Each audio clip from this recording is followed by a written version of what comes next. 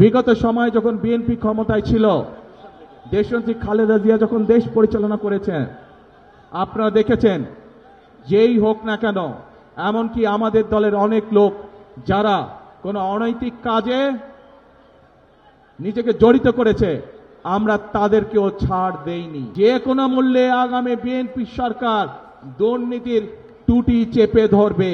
অতীতে বিএনপি যতবার দেশ পরিচালনা করেছে, বিএনপি প্রমাণ করে দেখিয়েছে যে এই দুটো বিষয় একমাত্র বিএনপি সফলভাবে করতে পারে কাজ।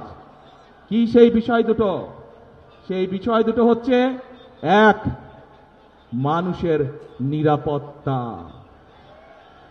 যাতে করে মানুষ নিরাপদে চলাফেরা করতে পারে, ব্যবসা বাণিজ্য, চাকরি বাকরি সব করতে পারে। প্রিয় ভাই বোনেরা,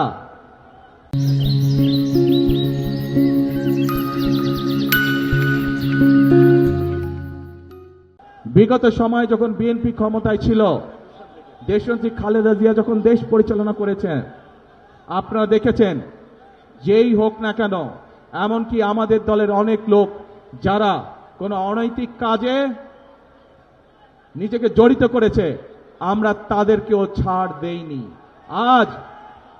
আজ এই দেশের জনগণ, এই দেশের মানুষ যদি বিএনপির পাশে থাকে, ইনশাআল্লাহ আগামী দিনে আমরা একইভাবে কঠোর হস্তে দেশের আইন শৃঙ্খলাকে নিয়ন্ত্রণ করব, যাতে দেশের সাধারণ মানুষ, খেটে খাওয়া মানুষ যাতে করে নির্বিঘ্নে জীবিকা নির্বাহ করতে পারে। প্রিয় ভাই বোনেরা, আমরা যতই পরিকল্পনা গ্রহণ করি, আরেকটি বিষয় আছে, যদি সেই বিষয়টিকে আমরা নিয়ন্ত্রণ না করি, তাহলে আমাদের কোনো পরিকল্পনা সফল হবে না। কি সেটি? সেই বিষয়টাও বিএনপি অতীতে প্রমাণ করেছে একমাত্র বিএনপির পক্ষেই সম্ভব সেই বিষয়টিকে নিয়ন্ত্রণ করা, এবং সেটি হলো দুর্নীতি। যে কোনো মূল্যে আগামী বিএনপি সরকার দুর্নীতির টুটি চেপে ধরবে। এই দুটি হচ্ছে আমাদের কমিটমেন্ট এই দেশের মানুষের কাছে। কারণ বিএনপি সরকার অতীতেও প্রমাণ করেছে, 96 সাল থেকে 2001 সাল পর্যন্ত যেই সরকার ছিল, তারা দুর্নীতিতে দেশকে নিচের দিকে নিয়ে গেছিল।